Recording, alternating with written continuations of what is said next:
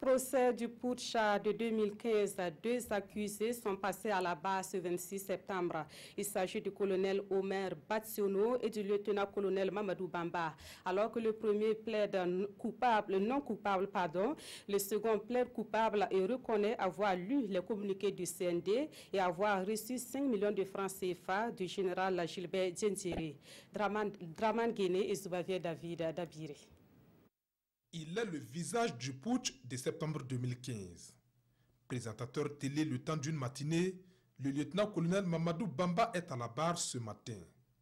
Selon l'accusation, il est poursuivi pour les faits d'attentat à la sûreté de l'État, de coups et blessures volontaires et de meurtre. À la question de savoir s'il reconnaît les faits, le médecin militaire répond sans ambages « Je reconnais ma part de responsabilité dans cette affaire » avant d'émettre quelques réserves. Et pour permettre au tribunal de mieux cerner les conditions de sa participation à ce coup d'État, il déroule son programme du 16 septembre 2015 et jour suivant. Dans la journée du 16 septembre 2015, alors qu'il échangeait avec le colonel-major Moussa Tapsouba, il dit avoir reçu un appel l'informant que ça chauffe en ville. Et selon son interlocuteur, le Conseil des ministres a encore été interrompu par le RSP.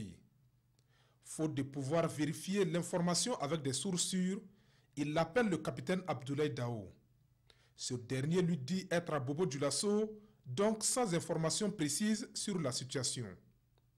Il rentre chez lui sans prendre la mesure de la situation. Au petit matin du 17 septembre 2015, il reçoit un appel du capitaine Abdoulaye Dao. Après quelques hésitations, le capitaine lui donne l'information suivante, je cite, « Mon colonel, il y a un coup d'État. Vous êtes sollicité pour lire le communiqué. » Dès l'annonce de la nouvelle, il dit avoir pris des précautions pour s'assurer que son domicile n'était pas cerné par les putschistes. Et après avoir évalué la situation, il accepte la proposition. De peur de perdre sa vie, soupire l'accusé. Et quand on lui demande pourquoi il a accepté en sachant que c'est une infraction, il retorque, je cite, « Il y a des moments où il faut mourir pour sa patrie et des moments où il faut vivre pour elle. Je craignais pour ma vie, j'ai pris une décision et je l'assume. » Le parquet revient à la charge, mais pourquoi aviez-vous peur? L'accusé soupire avant de répondre, « Lors des mutineries de 2011, ces gens-là ont tiré des roquettes sur des domiciles et ouvert le feu sur des officiers. Le président même a fui en son temps. Les mêmes gens ont repris le pouvoir en 2014 face au général Honoré Traoré. » L'assistance éclate de rire. « Silence s'il vous plaît, tonne le juge Sédou Ouedraogo. » Après cette conversation, le capitaine lui donne rendez-vous à la télévision du Burkina. Vers 7 h du matin, les deux hommes s'y retrouvent. Le communiqué enfoui dans une chemise est remis au lieutenant-colonel. Dès la réception du document, le médecin militaire se dirige vers les studios.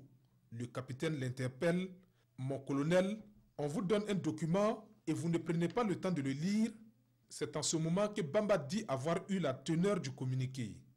Ce moment passé, il prend place sur le plateau et livre le message annonçant l'avènement du CND. Dans la soirée, il prend part à une rencontre entre les putschistes, les ambassadeurs et les émissaires de la CEDEAO.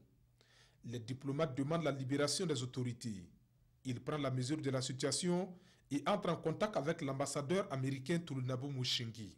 Mais par crainte pour sa vie, il reste toujours auprès des responsables du CND et fournit régulièrement des informations aux diplomates américains en vue de l'aider à résoudre cette crise, précise-t-il. Avec l'arrivée des troupes des régions sur la capitale, il décide de se rendre. Le parquet militaire salue la clarté du récit, mais estime que le colonel Bamba a agi par opportunisme. L'accusé retorque « Je n'ai lu ces communiqués que pour sauver ma vie. » Pour son avocat maître Mamadou Sombier, le colonel Bamba est un homme qui est tombé, mais s'est relevé puisqu'il reconnaît sa part de responsabilité et demande pardon à la nation. C'est un repenti, ajoute l'auxiliaire de justice. Mais pour maître Prosper Farama, le parcours estudiantin et politique de l'accusé lui permettait de cerner les enjeux de ce qui se passait. Un échange houleux s'engage entre les deux hommes et laisse transparaître l'affaire d'Abo Boukari. L'accusé crie au règlement de compte, le juge calme les esprits, Son interrogatoire se poursuit ce vendredi à 9 h au tribunal militaire de Ouagadougou. Mais avant le colonel Mamadou Bamba, c'est le colonel Omer Bationo qui était à la barre. Face au chef d'accusation, il plaide non coupable. Dans sa déposition, il précise avoir rencontré le général Gilbert Diendéré dès l'annonce du putsch pour lui signifier sa désapprobation.